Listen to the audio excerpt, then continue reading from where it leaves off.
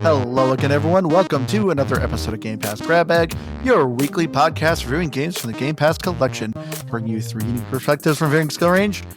I am the double agent of this episode, Andrew. With me, our sleepy agent, Keith. Hello. And our conspiracy theorist, our returning guest, my brother, Aaron. Thanks for having me. You're welcome.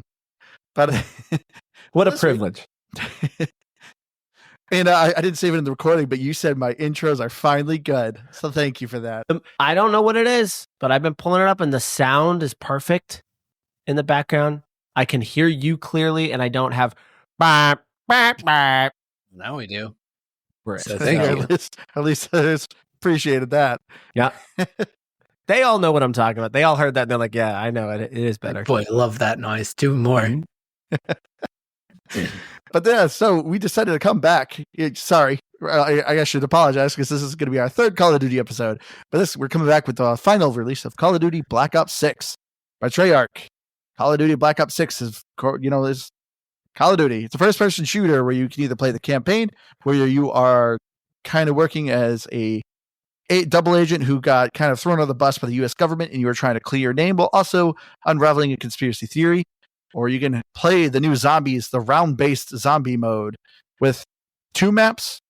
Yes. Yeah, 2 maps, which is back to form with the zombies mode. Absolutely awesome. Or go online and just shoot a bunch of people, as you always do in all the Call of Duties. But I thought there was going to be something else I was going to mention, but I can't think of it. Anyway, but let's get into this. So Black Ops 6, I'm going to start this off. Like I said, I'm sorry this is gonna be like our third Call of Duty episode within a year, but yeah, this is a game. I actually am close to giving this a definite game. I was thoroughly surprised how much I like the Black Ops 6. I am not a huge Call of Duty fan. I usually like to play the single player, and every time I play the single player, I'm like, all right, this is what I'm expecting. I'm expecting a typical blockbuster, ridiculous action scenes of blowing up helicopters and the story being okay. Black Ops stories I always found to be the most interesting, but I was just expecting that. This campaign, however, was very good. It actually had thought and effort put into it. The story was actually still pretty quick, but actually felt like it had an actual plot. The mission designs actually were kind of interesting. I was like, what is this? This is not what I'm expecting. This is, for once, I don't think I could ever say in any Call of Duty that a Call of Duty game is worth its price tag for the single player campaign alone. This time, I almost would say it's still pretty short. You're looking between 8 to 10 hours, but yeah, check out Call of Duty Black Ops 6 if you're just into if you just for the single player campaign. But the zombies was great. And the multiplayer was great. I'm not going to fully get into those, but I actually did a ton of fun with all of those. So yeah, this is a game. Long-winded. Yeah, I mean, I've kind of had this reinvigorated enjoyment of Call of Duty games, I guess, in the last, 3-4 months, whatever. We've covered a lot of Call of Duty. And so I was already kind of like interested to pick up the multiplayer again. I had some fun with the beta. I thought that I would enjoy this again. And I did. It was fun. But I kind of skimped on the campaign the last time, and I was like, I got to do a better job. I got to do more campaign. Still didn't beat it. It was rough. Yeah. Still didn't. The campaign was rough. I still didn't get through it, and I know it's short, but I didn't get through all of it. But but I gotta say, like, I never care about Call of Duty campaigns. This one, like Andrew's saying, it's genuinely fun. Like maybe they've done a little bit more of this in some of the recent years, but the missions weren't just these standard like on rails, run through a map, point A to point B to C and get out of there. Well, the same things are always happening. Like they were interesting designs. They kind of shook up the gameplay. It turned a little bit of the campaign on its head from some of the former years of Call of Duty. So I was having a lot of fun with the campaign. This is one I could actually see myself picking up again. And at the same time, zombies always fun when just in general, they're pretty good mindless type of games, but the round base just makes it a great time.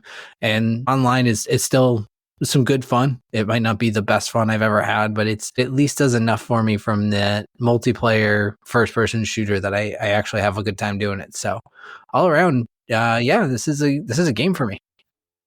Yeah, so full disclosure, I've done I feel like I've done a million Call of Duty and Battlefield episodes with you guys at this point.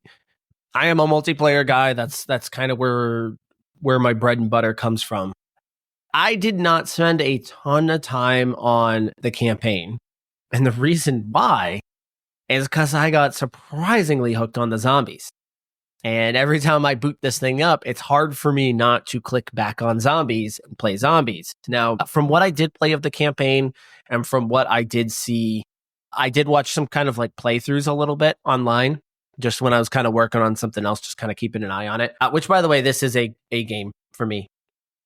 I'm a Call of Duty guy anyway, so I'm always gonna probably give it a game at least. Yeah, just again, this feels like they're nearly hitting a perfect mark. And Call of Duty struggles over the years of trying to find ways to reinvent itself, and it ends up alienating the community along the way. Zombies is a great example of that, as something that's just been abused over the years, but there is this core community that absolutely loves it.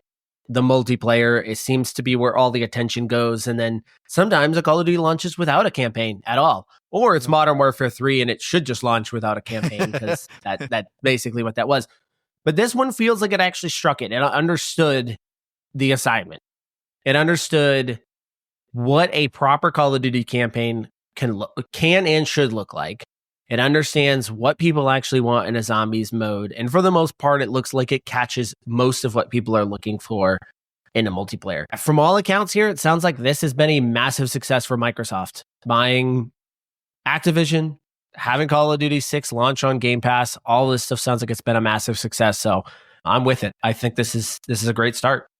Yeah, I mean, this is what they've been looking for, was a true reason to subscribe to Game Pass beyond just, like what, and not just for the podcast perspective, but like for someone like me, I love the ability to just kind of pop around to different games. It doesn't appeal to everybody, but Call of Duty, Black Ops 6 in particular, feels like it's actually a game where people are like, I can subscribe to Game Pass, get access to this game without having to spend $40, $60 on it, even though it may very well be worth that price tag. You can do it on a subscription basis, and I think that's going to drive a lot of people. I think there's probably 2 games in the world that if you were to put on Game Pass would sell subscriptions day one, and that's Call of Duty, and that's probably Grand Theft Auto. Like, I don't think pretty much anything Madden or FIFA, because I don't think that's not selling subscriptions. Because look at Starfield. Like, Starfield was supposed to be its biggest launch. That's still a niche game. Starfield isn't Call of Duty. Starfield isn't GTA. It's just, I think those 2 games are probably the only 2 games in the world that are so big, so iconic, because Grand Theft Auto is now the highest selling entertainment property in the world. It's bigger than Star Wars. It's bigger than Marvel, because of Grand Theft Auto Online has made it so much money. It is the biggest entertainment property in the world. So I think those are the only 2 games. So this is a bit of an experiment, though. Microsoft didn't know. Microsoft had no clue if launching this on Game Pass was going to be a huge moneymaker for them. By all accounts, it is the largest Call of Duty launch of all time. What does that actually mean? Who knows? They said sales are up 30% on PlayStation, so keeping on a PlayStation is going to be a smart move for Microsoft. It sounds like it did gangbusters on PC. I think they said it was number 1 Call of Duty ever right now. Yeah, so it's, by all accounts, it looks like this has been a genius play so far. And I'm sure this was exactly what Microsoft wanted. You go to buy Activision, you go because you want Call of Duty. That's what you want. Which is crazy. I did not think this, like, I knew on Game Pass it would do well, but supposedly too, I think they said they're up like 2 million subscriptions on Game Pass. Yeah. Leading up to this launch, which is wild. I mean, I do agree though, because it's an easier pill to swallow. $70 game, or do you want to pay $15 or so for Game Pass and get the game right away on day one? Yeah, and you're hoping, and I do, because I used to be this Call of Duty player. I wonder how many of those players will try other games on Game Pass, because I was a Call of Duty player that would just play Call of Duty. And Call of Duty was like the one game I'd buy every year. Maybe I'd buy 2 games a year, but I play Call of Duty basically from launch to the next launch. So I wonder how many people, like of those 2 million that are clearly getting subscriptions for Call of Duty, I wonder how many of those will try something else. I would suspect over 50%. I don't know. That seems high. I guess the only reason I would say maybe you're pretty close to that is these likely aren't people like you, Aaron. If these are people who are truly the Call of Duty diehards, they're just going to outright buy the game. They're not going to get the subscription. Maybe. Because even after 4 or 5 months, the subscription costs more than the game. So if you're going to play this, year to year, wait for the next one, you're just going to pay the $70 and it's going to be cheaper than getting it through Game Pass, unless you are a little bit hesitant, I guess. It's maybe a cheaper buy-in to see if you actually trust that it's going to be a good product. But I think that maybe where that 50% number is people who they want to play Call of Duty, but they maybe weren't ready to buy into Game Pass. But now they're like, well, it's worth it to try out Game Pass and see what else is on there. But I still think 50 is a little high. I think 50's really high. And Keith, you might be right, because one of the things that really stood out to me and why I was a little shocked is how many people in multiplayer had the Vault Edition skins, which means they didn't just pay the $70 for the game. They paid the additional, I think it was another $30. I think it was $100 for the Vault Edition for those exclusive skins. I was a little shocked at how many of those I saw because I'm like, yeah, you didn't need to do that. You can, if you had Game Pass, you could pay basically the $30 for those skins. So it is possible that some people didn't spend $100. They just spent $30 plus a subscription. Either way, it was a little shock to me at how many I saw on there, because my assumption going into this is, why wouldn't most of these people just go get Game Pass? Because not only do you get Call of Duty, you get everything else that comes with it. That feels like a no-brainer. Of course you're going to go get Game Pass for this. But yeah, Keith, I think you're probably right. I think there's a lot of people that had no problem just forking over their $70 again, which it's all money in Microsoft's pocket. So what do they care? I'm sure they want the subscription. They want the reoccurring revenue. But at the end of the day, I'm sure Microsoft's going to be happy with however you choose to play it. They're going to be happy with it. Yeah. Yeah, I was, like you said, I was certainly surprised how many people are buying the $30. Because, did they also give you early access? It was early just access? Skins? Yeah, early access didn't exist with this. You might have gotten into one of the betas. One of the betas you might have gotten into it was like one of the first weekends. That one you might have had to be, but I think they gave that out to Game Pass subscribers as well. I think you got that if you were a Game Pass subscriber. So I don't think so. There was no early campaign access. I know that. They did not have any early access to it, which they've been doing that previously. They'll give you like a week early on the campaign. Starfield, they're doing with Indiana Jones. But not this COD. This is one of the rare ones they didn't do that. No, did they ended up releasing it slightly early, didn't they? Like 12 hours? No. It wasn't a big deal. What happens is this is COD 101. If you want to play the game early, you set your console to New Zealand and it assumes it's the next day for you in New Zealand and you can play early. See, I've tried that before with other games and it hasn't worked, but it depends on how you're doing it. Like, I think if you do it on the Xbox, because that was like the joke. Everybody kept posting on Twitter. Like, they post a picture of a plane. They're like, I'm getting on a flight to go to New Zealand to play Call of Duty. And all they were doing is just switching it you have to like switch it in your Activision account and on the console. It's stupid. No, I think Javier in the chat's right. He was saying, isn't this a global launch? And yeah, the game was a global launch. I remember seeing a map saying like what time zone you're in is when you can play it. Yes. So what people do is they put themselves in the time zone first in New Zealand. Yeah, that would check out. So but I would have thought global release means like all at the same time. Yeah. It doesn't do that. It didn't do that for Blizzard. For Diablo when they had Vessel Hydra come out. Yeah. I don't know. I'm telling you, I was watching everybody go and set it up for New Zealand time so they could play it early. Yeah, but either way, I mean, I guess it's irrelevant because it's all out now. So yeah, it's here. But so yeah, as I said, and so in this episode, we're probably mostly going to be talking about the single player and the zombies. We will touch a little bit on the multiplayer, but we did the beta episode a couple weeks ago, and that was obviously mostly strictly multiplayer. So if you really want to know more of our thoughts on the multiplayer, you can probably just check that episode out. We'll probably obviously touch some stuff in the multiplayer, but from what I played in the multiplayer, it wasn't too much different from the beta. Obviously, new maps, new guns, but that's about it. But getting into the story of Black Ops 6. You are playing this character named Case. I always thought you were playing Woods? No, Marshall. Yeah, because even in the preview, I always thought they were talking about how you were playing as Marshall, but no, apparently you're playing this character named Case. You don't see who you are. And, you're kind of going through the story of, there's this kind of deep government conspiracy of, there's this evil organization called the Pantheon, and they're doing bad things. You don't really know what these bad things are, but it can't be good. So you got to stop them. And so, of course, you in a group of people go rogue, and you are basically trying to figure out what this organization is doing. But as far as the story goes, as I said, I always Black Ops has always been my favorite of the Call of Duty series because it always does a lot of conspiracy theorists and what ifs. They always kind of take place in the past, not in the far past, but this one's what 80? No, not 80. 91, 92. Yeah, it's 91, I believe. Yeah, somewhere around there.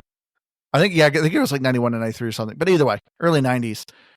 But yeah, you are trying to so the guns aren't too old, but you don't have drones. You have, of course, some other stuff, but I always love this game story. And this one wasn't fully hooking me. It was good. I actually enjoyed watching the cutscenes. I could follow along, even though this game is throwing a lot of new characters at me. And obviously they're referencing a lot. I did not play Black Ops 5 or I think 4. Well, but still, Black Ops 5 technically doesn't exist. Oh yeah, didn't that one not have a campaign? It's Cold War. That's right, Cold War, yeah. But either way, there is returning characters, and they kind of reference aren't you in a wheelchair because of this character? And it's I don't know that reference, but I didn't feel lost.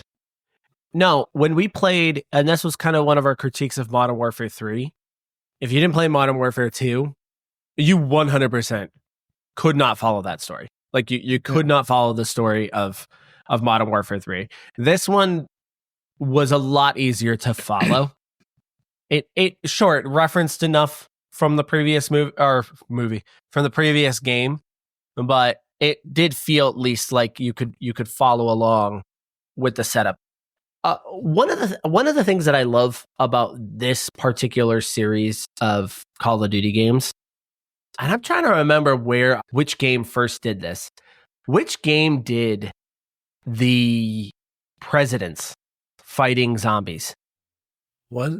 Do you remember that? That had to be Black Ops. That'd be Black Ops 2. I think it was an expansion. It was one of the I almost want to say it was 1. Yeah. Javier was says it the 1. first I one? thought it was 1. I thought it was an expansion. I remember being blown away on seeing real life characters in this game. And it's so refreshing to still see that that's a thing that exists in the Black Ops series. That they don't mind doing kind of this alternate universe. So you can still see real life presidents, real life political figures. Yeah. Yeah, you go to a Clinton rally in one of them. Yeah, it's they referenced my Buffalo Bills losing the Super Bowl. Yeah, cut me deep. I didn't need to have that attack, but it was unnecessary. They did catch a stray there, and it is. But it's such a cool. I don't know why that's so cool to me, because I just feel like most games kind of shy away from doing a real life depiction. They'll kind of do a fictionalized version of something where this really kind of leans into this is grounded in something that's realistic. I don't know why. I always think it's cool. They don't shy away from that. They don't have, a version of Bill Clinton. No, it's straight up Bill Clinton. He doesn't just talk. No, but you see him, who you're looking at. You get to see him. Yeah, but that was the Fidel Castro one in Black Ops where you end up killing Fidel Castro, or it's a body double of Fidel Castro. Anyway, but go ahead, Keith. But yeah, I think, it gives it a better sense of realism. And I think it just makes the story that much more hooking that, like you said, you're oh, these are all recognizable people. Obviously it's not even close to what could have been. They're not playing some weird alternate reality in that way. It's just, hey, here's some way far out alternate reality, but it's all there, and it makes it feel recognizable enough, and it kind of gives you that immersion that you're looking for. Yeah. It's a good point, Keith, because as I said, I did not play the previous Black Ops. So I know there's returning characters, but they do nothing for me. So obviously when they're referencing kind of some of the past missions they did, I'm like, I don't know. But then, yeah, if I'm seeing political figures that I know, it kind of makes me like, oh, okay, I know this person. I kind of get what's going on. Then it does kind of pull you more into the universe of what's going on. Well, and I think it also sets the timeline a little bit more cemently too. Like you could actually pinpoint, like, again, not to harp on like the football reference, but you know, when they're talking about a Super Bowl, you're like, okay, that's January of X year of when the Super, like they're talking about real timeline events that actually happen and incorporating it so that you're not just like, oh, I know this happens roughly in the late 80s, early 90s. You can pinpoint exact dates, and it's like that. It paints this more full picture, I think, of the overall story and the overall timeline that you're dealing with. Yeah. Yeah, I love that element of it. I think again, story-wise, I think it's pretty easy to follow along with, because you know what, it feels like I mean the game feels like a Mission Impossible movie in a lot of ways, where it's espionage with plenty of over-the-top action. So even if you were to drop in on Mission Impossible 4, you can still kind of understand and follow along with it. Even if you're missing some of the references, you can still kind of keep along with it. So yeah, it's good. But Javier Esso, what's your favorite mission? Because this is a thing that really, really surprised me with Black Ops 6. The mission designs are actually really cool. As I said, normally when I'm playing a single player Call of Duty, what I generally expect is like the bare minimum, because all of them are kind of like this, over the top action. You know, you go from point A to point B, blowing up a bunch of bad guys. You know, every once in a while there'll be like a fun vehicle level, like the AC-130, all gillied up. Like you have some really kind of fun, interesting, unique. But it's usually every Call of Duty has like one, maybe two missions that are kind of interesting. And this one, every mission was different, and it was really throwing me off. It was like, oh yeah, you're stealth in this area, but you don't have to be. But yeah, if you can obviously stealth, it makes it easier. Oh, in this one, you're taking photographs and you're kind of solving a mystery and trying to uncover evidence. Here's an open world mission where you have vehicles, drive around, do these objectives in any order you want. Hey, here's a horror mission where you're getting high on a gas and mannequins are coming alive and chasing you. I was like, what is this game? But it was awesome. It kept changing the gameplay up, and I was really liking it a lot. Yeah, that emergence mission that you were talking about, the horror one, that's where I left off as far as campaign for me. I think of them, my favorite one was that open world desert level. There was something that just felt so not Call of Duty like, and it almost like I didn't actually play this in the Modern Warfare 3, but from everything of the descriptions I heard of it, it felt like what they were trying to do with those like kind of what crap. Okay, I forgot the battle royale name of this game. Stupid. Warzone? Yeah, like the Warzone style maps. It felt like an actual good implementation of that idea of giving you this open world to work around and do these little side missions that you don't necessarily have to do. Doing them helps you do other things within them, so you can kind of like and find better guns. Yeah, and it like helps you ease around too. Like I think on that there's like these SAM batteries around beyond just the main ones you're doing, and it's like if you take these out first, it's going to help some of these other side missions be a little bit easier. Or you go and you find the special agents that are placed around the map, and then they're going to tell you where the enemies are on this outpost. Or you could just go in guns blazing to that outpost and then talk to them after, and it was irrelevant. Like it felt purposeful and interesting. It didn't just feel like here's your objective, and again, not fully on rails, but basically here's a straight line path to get to where you need to be. And it felt fun and interesting. Yeah, you have to thread a needle there when you're trying to create, I guess, an open world, not necessarily an open world, but you're trying to give the player multiple ways of kind of playing something. Again, you have to thread that needle because you want them to get to a location. You want them to get to this destination, and you don't want them to really meander. You don't necessarily want them to go way off track, and then it just feels disjointed and it doesn't really make sense anymore, which is what Modern Warfare 3 was. It didn't make sense. Yeah, sure, it's a big open world and you can go about it many different ways, but you really couldn't. It just didn't feel like it made sense. this felt like it understood what it wanted to do. It understood the balance between, if you're going to go stealth, how will this play, and how will it still make sense to if you go in guns blazing? And that stuff all just kind of worked. That balance worked there. There was another added gameplay element that I was kind of surprised by. I just didn't expect it. And that's the idea of getting money and then upgrading a home base. Yeah, the hub world was a really cool concept. It's at least it's such a Call of Duty. Such a basic concept. Like, I know I've seen stuff like this in other games. Like, obviously, I've seen so many other versions of this. I just didn't expect to see it here. Yeah. That was very surprising to me, that it had kind of this added element. And again, you don't have to really do that stuff. No, but it gave it like an RPG feel to it a little bit. Yeah. And that's so unique for a Call of Duty. And that was what stuck out to me so much about it. It's weird because what I feel like I'm doing is I'm giving Call of Duty like gold stars for doing things that like other games have been doing successfully for so long. But that's just kind of been the problem with Call of Duty, is it just has not understood what actually it should be. And if you're going to expand on it, how do you actually expand on it without kind of, crapping on everybody that's enjoyed these games for so long? And to me, again, it was threading the needle for me, where these are basic things that work in a lot of games. And I just didn't expect to see it here, because Call of Duty's dropped the ball on this so many times, especially on its campaigns. Heck, Black Ops 4 doesn't even have a campaign. So, like, this series doesn't even have you can start from Black Ops 1 and get to Black Ops 6, and it's going to make sense. It doesn't. Black Ops 3 has nothing to really do with this. I guess it falls into its timeline somewhere in the future. But, it's just weird, because you're playing this assuming a disjointed mess. Because this is like the 24th Call of Duty game, and it's the 6th Black Ops game, and it's not even really in a complete continuous storyline.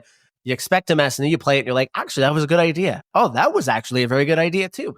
And you end up finding out, wow, this is actually not even just competent. It's actually a well-designed and good campaign.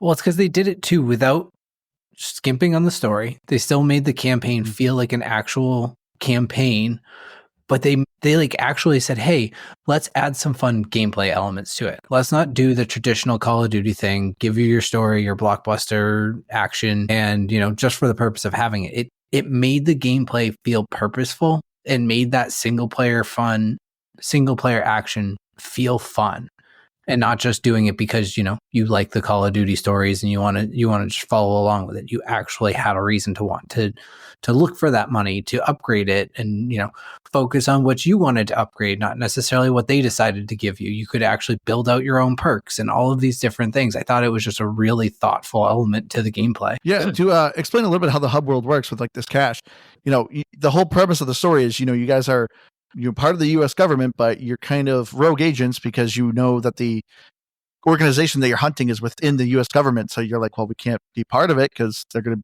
just find us out. So you take over this old KGB facility called the Rook. It's just this kind of old castle type chateau. And, it's in shambles. You can spend your money to kind of upgrade these 3 different stations. And all you're essentially doing is picking perks. Do you want to have extra body armor? Do you want to have steadier aim when you aim down sights? Do you basically want to reload when you sprint? Like, just really kind of the perks you kind of see in multiplayer.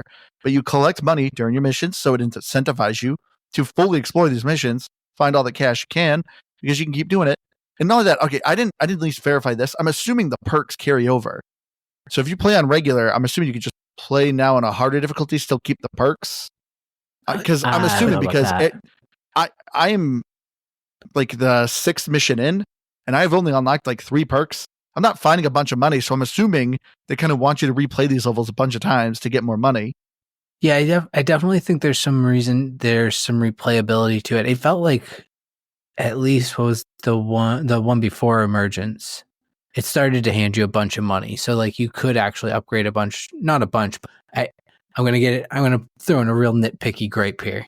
Is the economy of these upgrades make no sense. It's like, here's $200, but you're also going to go into the Saddam Hussein bunker surrounded by gold. And you don't have to take all of it, but take like 3 or 4 bars. No, and like that's $200, like, that's it. That's like $20,000. You've got all the money you need for the economy they have going. It's stupid. It doesn't actually hinder any of the gameplay. It just made me laugh. No, that irritated me too. I'm like, all this gold. I was like, please, can I take it? And they just give you like $200. It's like, come on.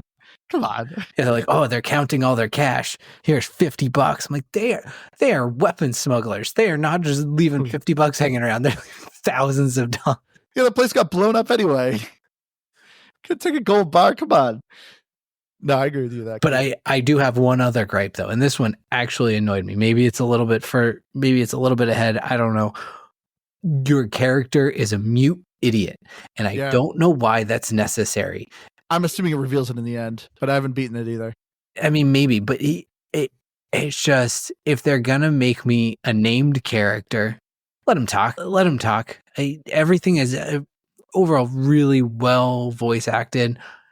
And you are just this mute idiot, which, because again, it even, maybe this is something other Call of Duties have done and I just haven't seen it, but I thought it was interesting. You had dialogue options. I don't remember ever having a Call of Duty where I could like select dialogue options and learn more of the story about characters.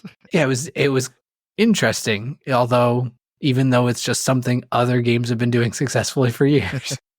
Yeah, I mean, it's dialogue options, but it doesn't expand or change anything. It's just, if you want to learn more, you have the option, I guess, to learn a little bit more. Yeah, it's kind of a funny thing, because it's a lot of basic concepts, but it just feels super groundbreaking in a Call of Duty game, just because we haven't seen anything like that. Maybe Andrew will get this reference. I don't know if Keith has ever played this game. There are certain elements of this game. I don't know why this is the first game that comes to my mind. There's certain elements of this game where I was like, man, this reminds me of Mission Impossible on the N64. The espionage elements of it, I don't know why that's the first game that clicks into my head, because obviously there were plenty of other espionage style games. Mission Impossible on N64, I don't know if I remember that one. You don't remember that game? Oh, I'll look at pictures. Man, I would thought Andrew would get that reference. I didn't think, but especially like the casino, where you're kind of walking around and doing things. Yep, nope, I do remember. Okay, yeah. Okay. It was a really hard game, like a lot of like N64 games where they were like just really, really difficult. But there was just elements of this that were like, man, this reminds me of of Mission Impossible. It doesn't feel like Call of Duty. And nothing crazy. But this I did not personally play. And again, full disclosure, I did not play a ton of the campaign because I was locked into zombies. Zombies had me hooked. That's where I spent most of my time. Even more than multiplayer, I've probably spent more playing zombies. But I was watching a guy play it, and they were doing the poker part. And do you guys know that part? No. Okay. So when you get there, it's way more espionage than it is just shooty. It turns into shooty, but there's this whole other element of them kind of trying to work their way through this casino. I don't know. I love it. It feels like a heist. It feels very espionage. I think it's great. So there's just, I just wish Call of Duty continued this. I hope that this is the element they take from it and go, yeah, we need to keep building like that. Because what I really liked about it too is, there's obviously some kind of forced stealth. Yeah. Like if you ever have a gun, like stealth is optional. And I love that. I love when a game gives you options. Like obviously you do have some missions, like we said, there's a part where you go to a Clinton rally, like, and you're equipped with a camera. So obviously you have to kind of go stealth there. You're not shooting people. If you get caught by guards, like it kind of resets you, but not like a crazy amount. And it wasn't very hard. It wasn't like a 20-minute stealth mission of you waiting for the patrol to go by. It was very kind of quick and easy. And that's what I love though. This game is about options. Like one of the very early missions is, hey, you need to assassinate this target, but try to sneak in, try not to raise the alarm, but it's fine if you do. You just gotta have a little bit more of a hard time. And I love that. I love not being forced. Yeah. Yeah, well, that in that Clinton rally level too, you had to get the picture, but you had options on how you did it too. Yeah. It wasn't just like, this is how you have to do it, and you can do a couple things in between and figure it out. You could actually pick the method that you wanted to go about it. And I thought that was just, while super simple, just a nice shakeup to what a normal Call of Duty campaign is. What method did you do? I talked to the wife. See, I originally was going to, I first got the guy's jacket because they're like, oh, he has a clue that he's supposed to meet somebody. And I found it. And they're like, oh, you need to find a guy with one dark lens and take a picture of him. I couldn't find the guy. So then I ended up finding another guy who was like, he has evidence. I need that evidence. Go and find where the evidence is hidden. And then I ended up finding the evidence. And just when I was about to turn it in, I saw the guy with the one eye, the dark glasses. And I was like, that's the guy. But I still just finished that part. But yeah, I liked it adds replayability. I would like to play that mission again and try one of the different options and see what else it does. But I actually like that mission a lot, though. Or what I like about this game too, it's not just like, it does have its mindless moments of you just blasting a bunch of guys. But what I liked about this too, the AI is competent. That's another thing that was very odd with Call of Duty. Anytime I play Call of Duty, they'll sometimes give you other teammates, but those teammates are completely useless. Not in this. What I loved about the level designs, when you're actually shooting, going into a big kind of combat area, the map is wide. I have multiple avenues I can kind of pick and choose. And whatever one I pick, I never felt punished, because in other previous Call of Duty, sometimes you maybe have like 2 lanes you can maybe pick. And if you don't kind of clear out both lanes, enemies will get behind you and kill you. But I'm picking the far right lane. As I'm pushing up and killing the enemies, the AI is killing enemies and pushing forward. So they're actually with me. I actually felt like the entire team is working as a team, moving forward, clearing the area. And it worked. It felt good. I felt like I knew where my enemies were right in front of me. I didn't have my bonehead teammates running in front of me as soon as I throw a grenade and blowing up by my grenade and failing the mission. It's just, they felt competent. And it's like, man, this is so refreshing for Call of Duty. But yeah, so this is what I mean. This is like, I say, this is maybe the first time I'd actually say the $70 price tag is actually even worth just a single player. But it doesn't have to be, because that's the great thing too. Whenever you get a Call of Duty, you usually have other game modes here. And as Aaron said, I played a handful of the zombies. The zombies is a lot of fun. I usually like to dabble in the zombies. Like, as Aaron said, there's usually a hardcore community, but the zombies, I'm like, this is really cool. Yeah, zombies. So I've had a on and off relationship with zombies. Like, I'll kind of try it out a little bit. And one of the things that I hated, what I started to hate about zombies, is it got really, really complicated. And up front, it's still really, really complicated. But it's kind of hooking me, because I'm picking up every time I play it. I should probably go watch a tutorial. Like, I should probably go watch a tutorial and figure out what I should be doing. But I'm kind of like just figuring it out on my own. And I'm noticing that I'm picking up on things every single time that I play it. Like, I'll recognize what a player's doing. And I'm like, oh, okay, I get that. And I'm finding myself frustrated when I'm playing and people aren't doing what I'm like, oh, guys, we just got to do this. We got to do this. And I feel like they're not doing it. They're just kind of off doing their own thing. Because there's a method to working your way through a level. Like, there's a whole method to doing that. And there are ways that you can beat it. Now, this is a part that I have not figured out yet. How much have you guys played? See, I actually only played one like solo round. I haven't gotten into any of the online of it. Okay. I played one of 2 games, just one of each map. Okay.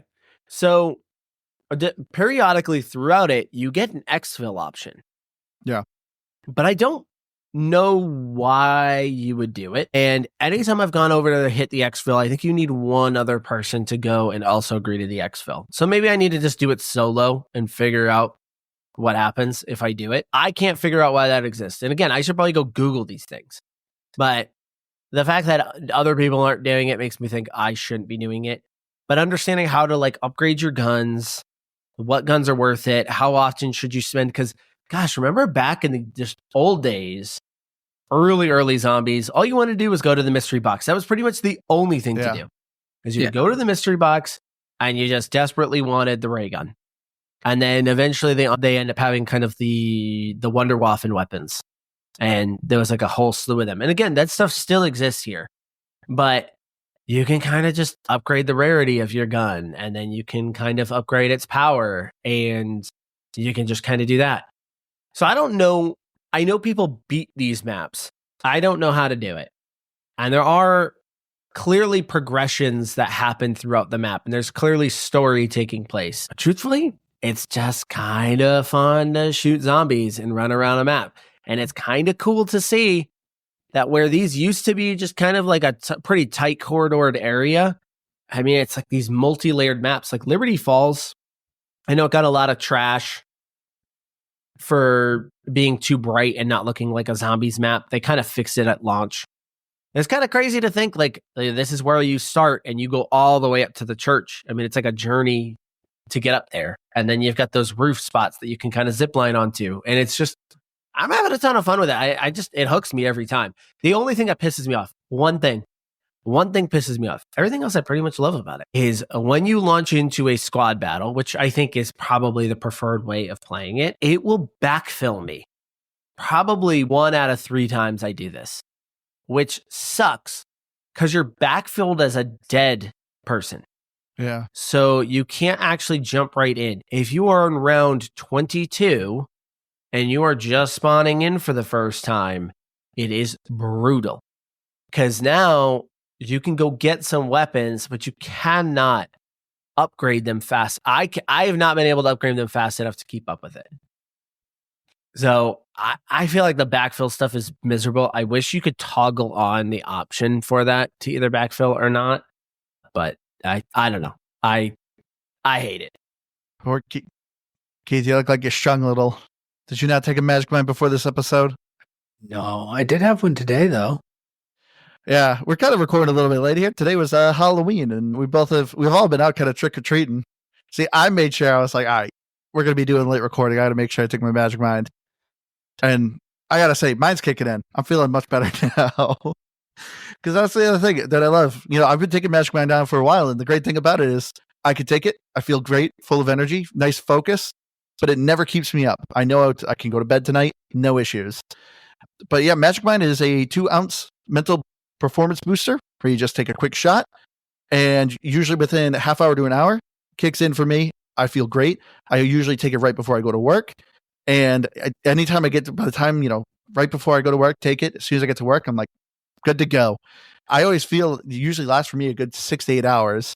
Kind of varies depending how active I'm being. If I'm still going and moving, it keeps going with me. But anytime I sit down and relax, it's nice and easy. But yeah, Magic Mind, we've been taking for a while now. We've become ambassadors. So thank you so much, Magic Mind, for believing in us and sponsoring us. We love your product. But you don't have to take our word for it. If you go to magicmind.com/bag20, that's BAG20, and enter promo code BAG20, you can get a Magic Mind for 20% off or 46% off from the subscription. And it's 100% refundable, so you have nothing to lose. Check it out for yourself. Don't just take our word for it. And not only that, they actually just came out with a TikTok shop, and now not only do they have it in a 2-ounce shot, but they now also will give you some gummies with your first purchase. So check out Magic Mind yourself. It'll help keep you awake, unlike Keith here, who's kind of struggle bussing. Don't be a sleepy agent. But yeah, I agree with you, Aaron, though. I loved this map. The first one I played was Liberty Falls. I liked it. It was a nice open outdoor map. As you said, you're kind of climbing up, going to the church. See, I didn't feel like I needed a tutorial. I know there's obviously a lot of, when it comes to Call of Duty Zombies, it's very much, kind of easy. But if you really want to master it, there's so much nuance to it. And to me, I just jumped in with randos. They were kind of hopping around and doing weird things. And I'm just like, I don't know, I'm just going to shoot some people and see what goes on here. And I'll try to figure out as I go along. And it's still zombies. You got some weapons on the wall. There's still the mystery crate. There's still traps you can activate. There's obviously some new zombie enemies. I don't Spidery know. ones? Yeah, I can't remember if Terminus, but I'm assuming they got rid of zombie dogs. I always hated zombie dogs. Now they replace them with spiders. Much prefer the spiders. If you've in Terminus, they're giant like wasp. Okay. So they spit like poison spit at you. And if you don't like spiders, you can even turn them off. They can just be floating, like it's like a floating eyeball or something. Can you really? It? Yeah, I didn't try it, but I read it somewhere. Why is this happening in gaming? Arachnophobia. Why are spiders like this random thing that's getting special treatment in video games to where like you can toggle them away? Why is that a thing? I don't know. I will say it made sense in Grounded because Why? those were terrifying. They are very terrifying. But I do agree with you. Why is arachnophobia the one phobia That's what I'm saying. Like, What I'm what if I'm saying afraid is, of like, ants? I don't see any other game like putting on this special toggle on that makes a monster something else that you might be afraid of. It's just weird that spiders are getting this treatment. Like, what is this? Like, did the arachnophobia, like the group, did big arachnophobia get into gaming and funnel a lot of money to them to make sure that they start changing in their games? Like, what happened here? I'm very, very confused by this.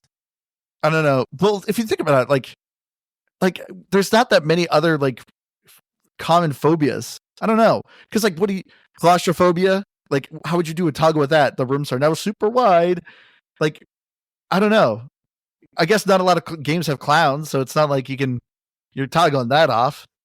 Yeah, but I guess, I mean, it's just like, imagine playing a Five Nights at Freddy's and you have like an animatronics thing for people that are scared of animatronics and you can turn them into something else. It'd be funny actually if you could, you're afraid of animatronics, so you could you change them into spiders. It's just weird to me that like this is some weird phobia that suddenly in games they're like got to protect people from, and it's like, what? Why? What? Like, especially spiders. Spiders are a backbone of monsters. Like every video game has spiders in it, I'm pretty sure. Slimes. Or slimes, that's true. Yeah. Spiders and slimes. Well, you know, the funny thing is, and I wouldn't say I have true arachnophobia by any means, but spiders have always been like the one thing that I'm like, snakes, whatever, bugs, whatever. Spiders, though, they always get me in it. But that was almost like what I loved most about them in any video game or something like that. I was like, oh, here's my actual scare. Like, here's the thing that I'm like, I'm going to have these scary spiders coming after me. It's going to feel creepy. It's going to be the thing. But oddly enough, I've actually even gotten more accustomed to spiders. I've started getting good about actually saving spiders and letting them out of the house. Wow. I'm not just an immediate give them a little kiss too. I do blow them. I blow them a kiss. They're kind of little. They're hard to get my lips right on, especially those little jumping ones. You smash it. You gotta kiss it and smash it. Like, no, my baby. I mean, nobody likes spiders. Like, nobody is actively excited for spiders. But I don't know. Have you ever seen the spider subreddit? People are, of course, there's a spider subreddit. Well, of course there's probably spiders with top hats subreddit too. There's bees with top hats. Great time, by the way. But the spiders one, God bless these people, these freaks. I mean, I'm not going to say that because that seems too mean, but they are weirdos. They're like, oh, look how adorable this cute little, like you were joking about giving the spider a little kiss. These people would actually be trying to give a spider a little kiss. And I'm like, no. Okay, I can get on board. I can start to adapt and recognize the good things that spiders can do for our ecosystems. No, they're not cute. They're not what I really want to fun. see is this community like start to protest Call of Duty for having that option to toggle spiders away. Yeah. Like, I want to see them really, our friends. Yes, I really want to see these people stand up. I'm starting to change.org tonight, and I'm bringing it to that subreddit. Yeah. Did you guys notice this? 10,000 signatures on that thing by morning. Yeah. Get them all freaked out over that. Get them real riled up. This is spiderist. Because they have multiple legs. It's unfair. Well, I'm kind of bummed you guys didn't play as much of the zombies mode, because the zombies mode, and Andrew, I would agree with you that, yes, on its basic form, you can work your way through a zombie map. I just know there's more to it that I'm missing. And one of the things that's getting me is, and this is just my backwards mind, where I'm like, the mystery crate is everything.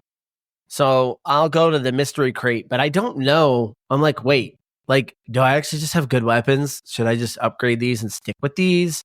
Or should I keep sticking with this mystery crate and try and get a higher rarity weapon? Or do I stick with this rarity and go pay to make it a higher rarity?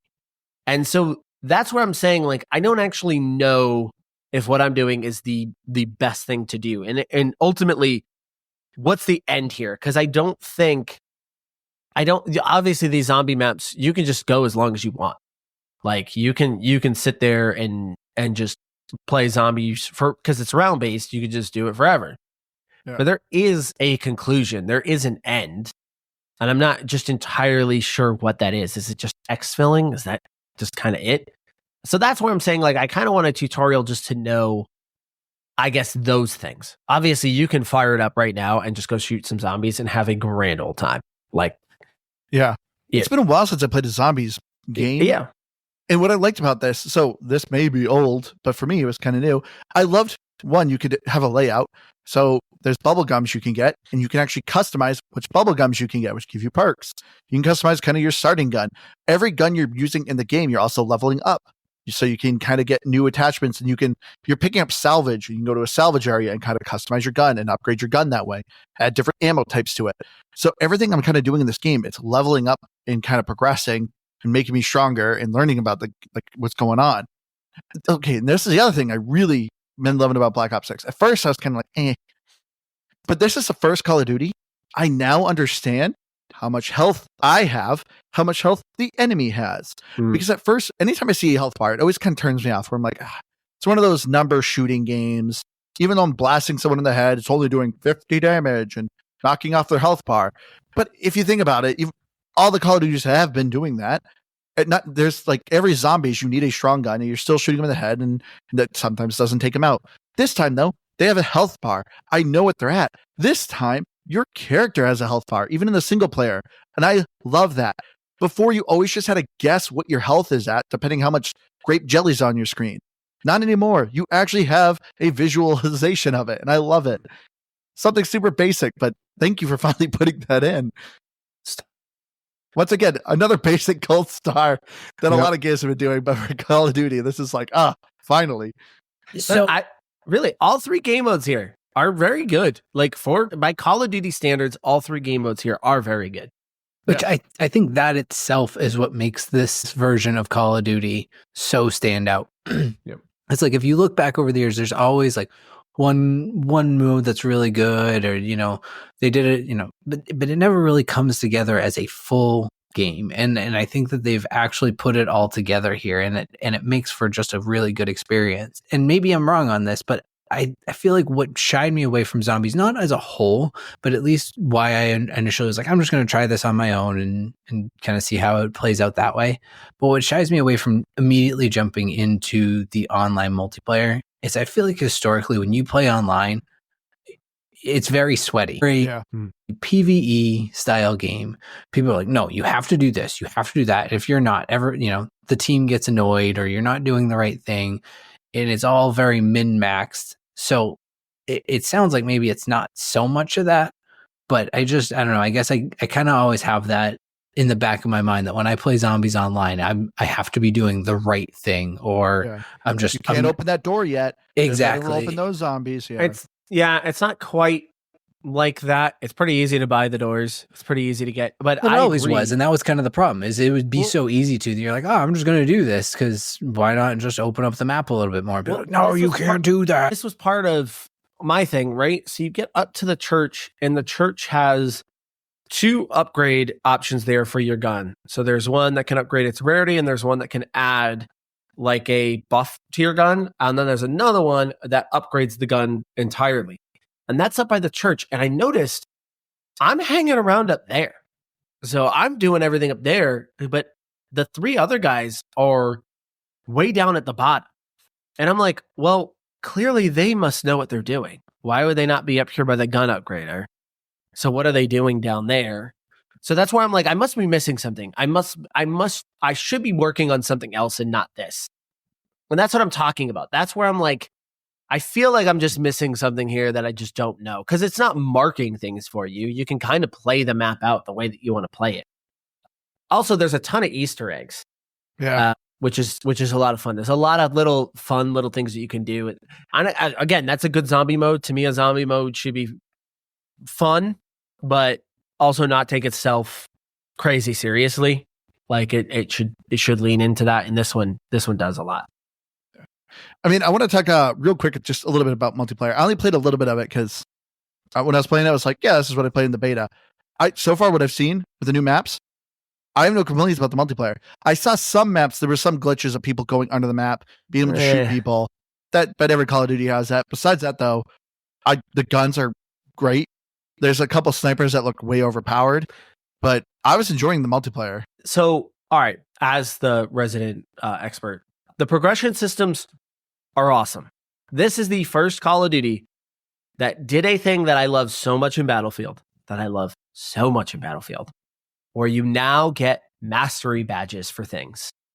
And you can now put that in your calling card, and it actually attaches a number to how many times you've done that thing. So the progression systems are outstanding. The classic prestige system is outstanding. XP is pretty hard to come by. Those Doritos double XP. Shockingly, like, it takes a while to work your way through a gun, to actually level up a gun. But I'm fine with that. I'm fine with the challenges. Like, I'm fine with that. I would say the maps are mostly okay to close to bad. All right, so here's my number one Call of Duty gripe. I hate the community. The Call of Duty community sucks. Like, it sucks. 4 years, and please tell me if I already made this rage in a previous episode when we talked about Call of Duty. But go ahead. About what? Like size of people maps? are complaining that maps are too big, then they're too small. Okay, no, they're all small. I've made this. If you need to see this complaint, go back to the Modern Warfare 3. So I used to do it. The community itself has all they want is shipment, and they want Nuketown. So Call of Duty comes out and they say, all right, we're going to make a bunch of small and medium-sized maps for you, which I don't like. I like mostly medium, maybe a little bit larger. I don't like super small maps because they're not fun for me. It's not fun to just die the whole game. And everyone's like, these are too small, and I can't stand it. So the maps are really, most of them are just really small. And so the game is so fast.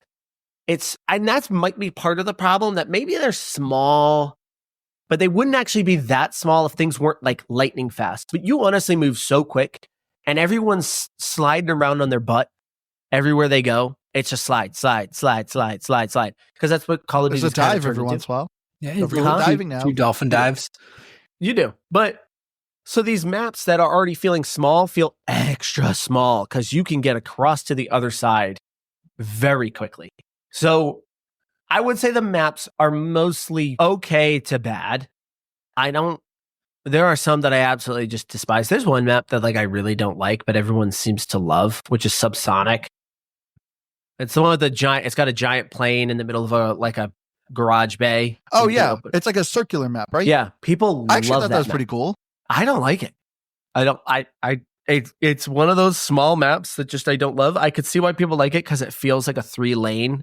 Yeah, that's Call of Duty 101 is you always make your lanes or your maps 3 lanes. Yeah. This one deviates from that a lot, but it's still a good Call of Duty. Like, it's still a good multiplayer. So I'm not sitting here trying to say it's not worth trying. It's still very good. It's just skill-based matchmaking makes it really challenging for people that are really good at it, like me. That's a pro.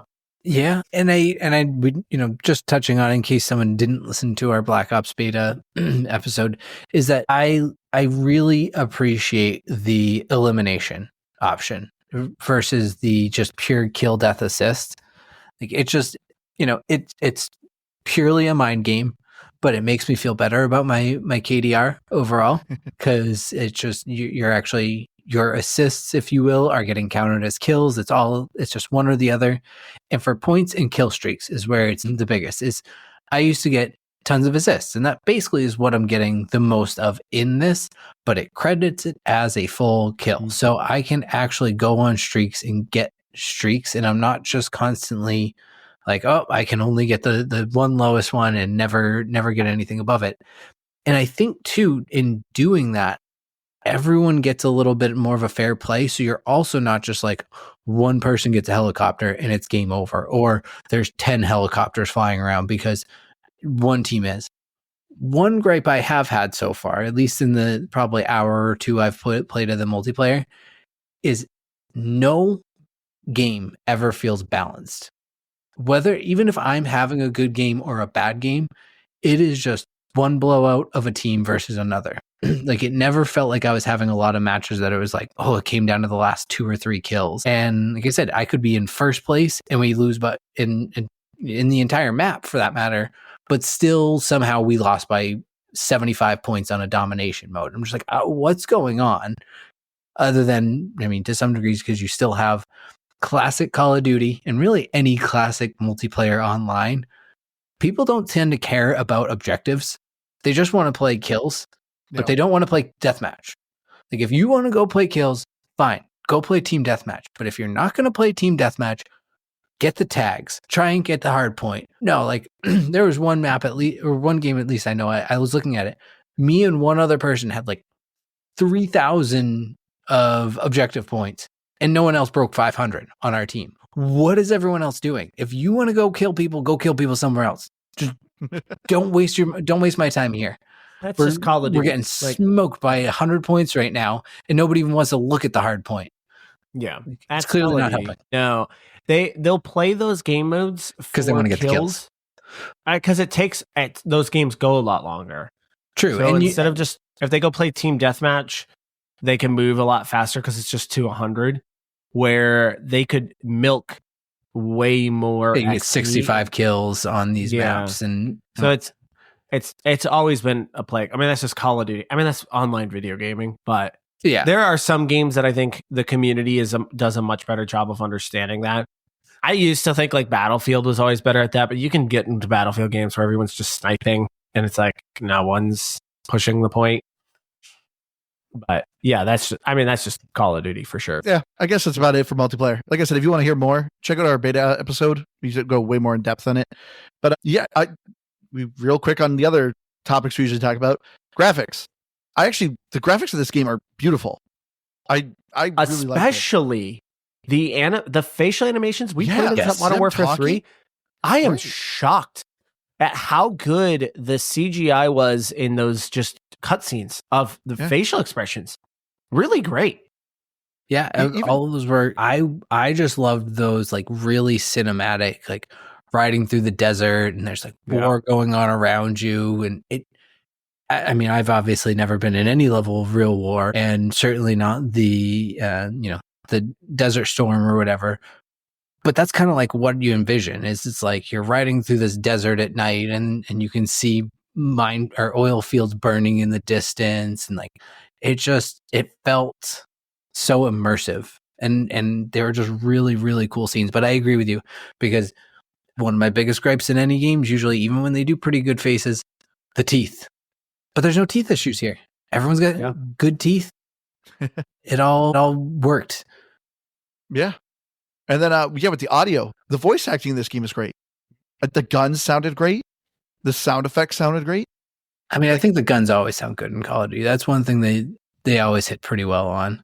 I mean, you've put an AK-47 in like 20 straight Call of Duty games. You probably have nailed the sound of that. It'd be like a Forza or Gran Turismo game where you have like RC car sounds. Like, what is going on right now?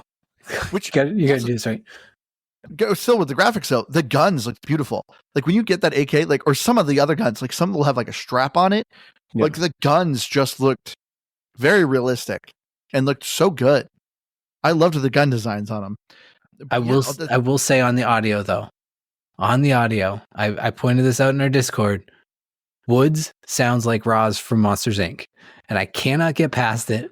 Every time he talks, I just hear Wazowski. Oh, that's who that is. Yeah, you said that in the Discord, and I couldn't remember who that was. It really does. That's actually a good call. You say that, yeah. But it's still good voice acting. I genuinely looked it up. I was like, this has to be the same voice actor. It's not. It is not, for the record, but sounds just like Roz. But overall, still really good, and everyone does just fantastic job voice acting, and I was appreciative of that. See, and it didn't sound well. It's the same voice actor to me. Every time I hear that guy, I always know it, but I always know it as the main character from Deus Ex. Trying to blank in his name, but it's the same voice actor, so I always hear that. But I do agree, he definitely does more of a. I can't remember her name already. Roz. He definitely has more of that tone, but still, I love the voice acting though. I thought it was very good. The thing that kind of stinks though in this game is the achievements. Well, they're good and they're bad. What I like about them, once again, this game goes back to form with its achievements. Just about every mission in Call of Duty has a specific mission achievement. I love that. I always love that about Call of Duty. Hey, in this mission, beat the area without alerting anybody. Great. blow up all the helicopters at a certain time. Like these really fun level designed objectives. Awesome. I like that. There's obviously a lot of progressions with the multiplayer, zombies.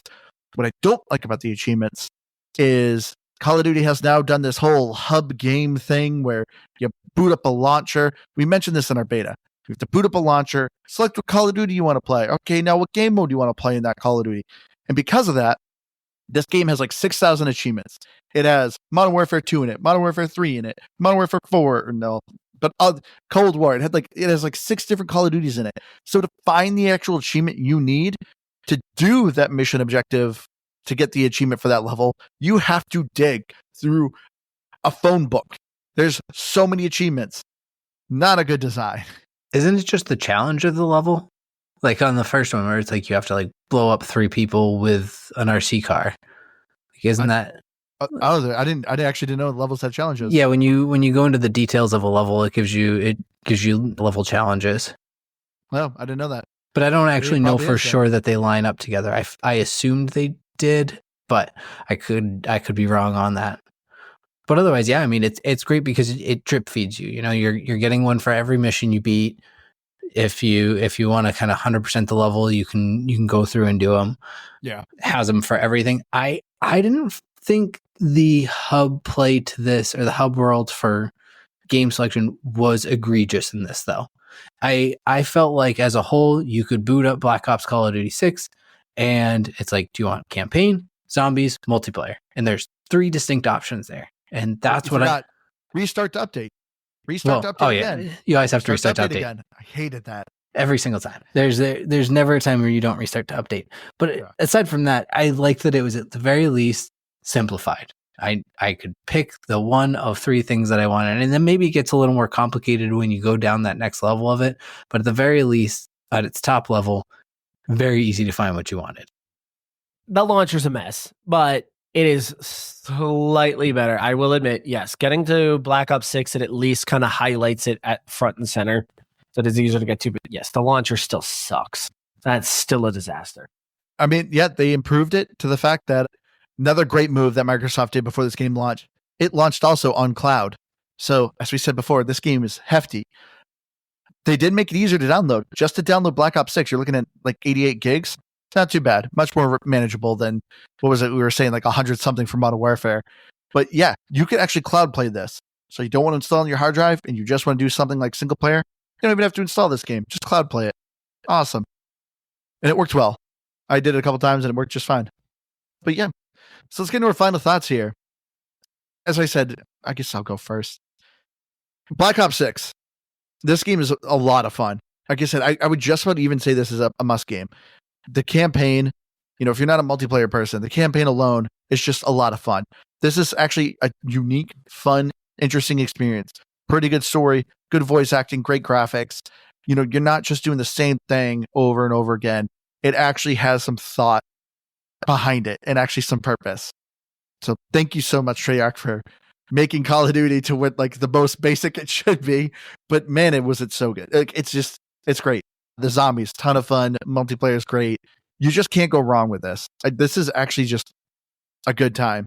I'm going to give this a 90. All right. So I'll go next. So again, we gave a lot of gold stars for it hitting just kind of basic gaming expectations. But listen, this is a huge deal for Microsoft. Microsoft needed, when they purchased Activision, they needed to make sure that if they were going to make this move, they were going to launch the biggest gaming franchise onto Game Pass, that this needed to be a hit.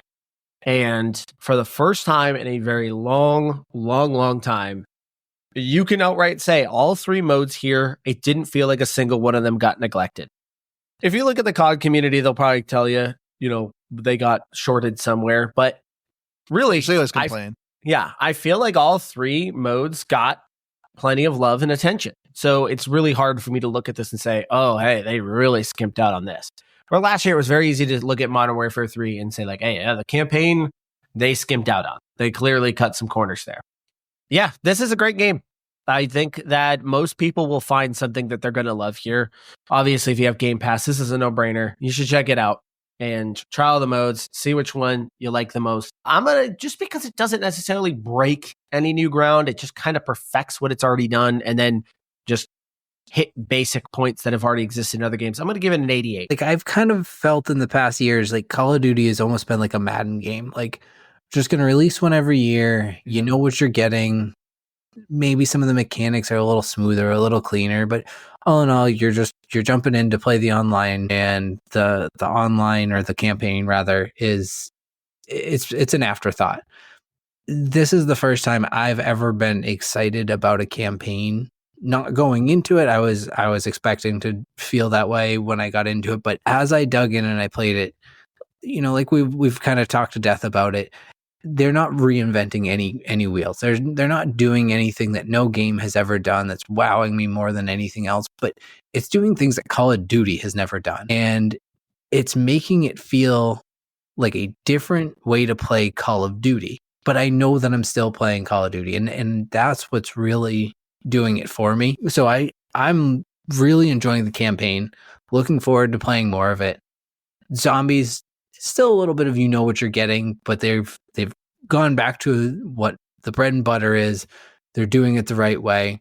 But at the end of the day, pretty mindless PvE zombie shooting fun. And then the multiplayer is it is still a lot of that, but I feel comfortable playing the way, I just like the new mechanics of the eliminations and things like that. And overall, I don't like the shipment level small, but I like those kind of schmedium maps. It feels like I have a little bit of time to breathe and move around, but I'm not running forever trying to find somebody, or for them to probably find me is more than likely the case. But I kind of like this size of maps. To have a pretty heavy influx of them, I think is pretty good in my opinion. But I think, I don't know. I think both their scores are good. I'm just going to go right in the middle. I'm just going to say 89. And I think I'm just going to shy away from the 90. I'm going to blame it on the Buffalo Bill strays. Yeah. Leave them out of your mouth, and this goes to a 90. That was messed up. Really, really cut me deep. Because they could, it's an alternate reality. They couldn't have had some fun with it and be like, man, could you believe that Scott Norwood hit that kick? What a way to end a game. Give me that. Crying. Give me that. If you're going to talk about Buffalo Bills. No, you had to remind me of my sadness. Thanks, Treyarch. You hurt me. 89. I'm surprised I didn't do like, hey, this is alternate reality. What if we the Bills won? No, I mean, but it is so stupid, but like really kind of deep cut on like how well they managed the history of it. Like they talk about how much they blew out the Raiders the game before, which historically that it's exactly what happened. They won like 51-3 or something like that to go to the Super Bowl. Everyone thought they were going to win, and well, we all know how that happened. But it's just like they really. It's so minor. It's like you could easily pass by it. It doesn't do anything for the overall storyline. You're just some passing conversation you hear a bunch of guys having, but it felt so natural and felt like just really pulling in the time period and like making it set the timeline and everything where it should be. So it was kind of neat, but give me a better alternate reality there. All right. Well, we'll wrap it up here. Thank you all so much for joining us. Thank you so much to our Patreon members who really have helped us out a lot. Nerd Talk Plus, Papa PTSD, Wood Jammin', and Squidkill. Thank you guys so much for supporting us. It's helped us out a lot. And also, check out our wonderful sponsor, Magic Mind. That's promo code BAG20, magicmind.com/BAG20, and get your discount if you're looking for a nice alternative way to boost your mental performance, but also not make you crash or feel dependent on it. Magic Mind's a great product. But come join our Discord. Come join our chats, on these live recordings. Always great to interact with people while we do it. Go, to our Linktree /GPGB or GamePassGrabBag.com. It'll bring you there. Find our YouTube if you want to see our live recordings, our previous recordings. They're there. And yeah, if you're on our Spotify, I know a lot of people listen to us on Spotify. Always love checking out the comments. I can also interact with you there. So thank you all who've taken the time, wrote to us, saying hi. Always love interacting with you guys. You guys are, a great community. You guys keep us going on. But Aaron, what have you been up to? Do you want to promote anything? Still doing YouTube shorts. So if you're looking for YouTube shorts, Screen Test, you can find me. Nice. Those are movie shorts, in case people want to know. Yeah, They're if you very like movies. Lately, I've been reviewing Popcorn Buckets. Okay. Still Did you see movie the new related. Moana one That Moana Yes. one looks awesome with the nacho All right. boat. with the nacho boat. Yeah. All right, so I've got a gripe on the nacho boat. So Here we So the go. popcorn bucket in the wave is actually pretty decent. My issue with the nacho boat is one, it's actually very beautiful. Like it looks like a well-designed wooden boat. nacho but- grip. You cannot fit enough nachos on there. I'm sorry. There's like 10 nachos can fit on that boat. I did If see a you're gonna- picture of it, and yeah, there's like little Because they're circle lined nacho. up in the middle. And I it's, you need a bigger boat. If you're gonna fit nachos in there, you need a bigger boat. So yes, I do have gripes about the nacho boat. Very cool idea, very well designed, but not for nachos. 10 nachos is not enough. I'm sorry. What is it for? Like a bag of Skittles? Like what would you put on instead? No, I would have just made the thing wider, and I would have just stacked nachos on there. Instead, they kind of delicately try to line them out in a straight line. No. Not big enough. I gotta say, who eats nachos during a movie? Like that takes effort. No, that's been a thing. I know it is, but like I don't know. Thinking about it, like I want to watch the movie, but like you're eating nachos, you got to look at it. And, Did you guys Do see the you? Gladiator 2 popcorn bucket? no, they had one. So it's just a Coliseum. Okay, But that's kind of cool. its unique claim to fame is you can do in like AR, like you can use your phone and you can see an augmented reality fight inside the Coliseum. Like you can see That's really cool. two gladiators fighting inside your not. As they bleed all over it. Yeah, so it's these popcorn buckets are getting wild. So I think my channel's turning into a popcorn bucket review channel because it's like, I swear, like every day somebody's like launching a new popcorn bucket. That I'm like, what is this? This is crazy. So yeah, there's some fun ones out there. I feel like this really took off because of Deadpool. Or no, I guess Dune. Dune, yeah. Dune 2 is it having the Shai Hulud popcorn bucket. After that happened, it felt like everyone was like, wait a minute. And yeah, it's like every other movie now. I mean, obviously, the Deadpool Wolverine one was kind of a fun one. The Is that a Alien Romulus one was a pretty good one. Beetlejuice is kind of cool. It's just popped up. Yeah, I'm telling you, I'm just thinking about making a channel of just buying popcorn buckets and then reviewing how cool they are. So I don't know. Keep an eye open for that. I might start that soon. I think I like that. I mean, I'm always one to hear more about snacks. I know you guys aren't really on the podcast game anymore, but your snack episode was probably still one of my top 5 screen time. That was a good one. I kind of like the idea of going into the movie theater and buying the popcorn bucket and then leaving. Like I'm just there for the popcorn bucket. I don't care about the movie. I'm not going to review the movie. I don't even know what this movie is. Can I just have your popcorn bucket and then take it out to the parking lot and review it in the parking lot? Like this is optimal hand grab for popcorn. It fits a good amount of popcorn. You like David Portnoy? Yeah. Yes. Yeah. So that'll be the idea, but it's specifically on popcorn items. Please, nobody steal this idea, okay? This idea is genius. I've been thinking about it for like the past 2 weeks. I do like the idea of you filming the video inside of the movie theater. Be like, no ticket for me. Just the popcorn bucket. Yeah, and exactly. Record right there. And yeah, and that's it. Like, I don't even care about the movie. Like, it's not even about the movie. I want like, do I get good hand grab here? Does it hold enough popcorn for me? Like visually, how would this look in my house? Like, I want to kind of like really fully encompass how much I love this popcorn bucket. And that's the focus of everything. So please don't steal this idea. It's my idea. Dibs. Trademark. Copyright. Yeah. Do you want me to edit it out? No, I don't care because it's funny. And if it works, then cool. But I don't know. I'm still figuring it out. Because the Regal here, some of them are exclusive to theaters, which is also kind of just dumb.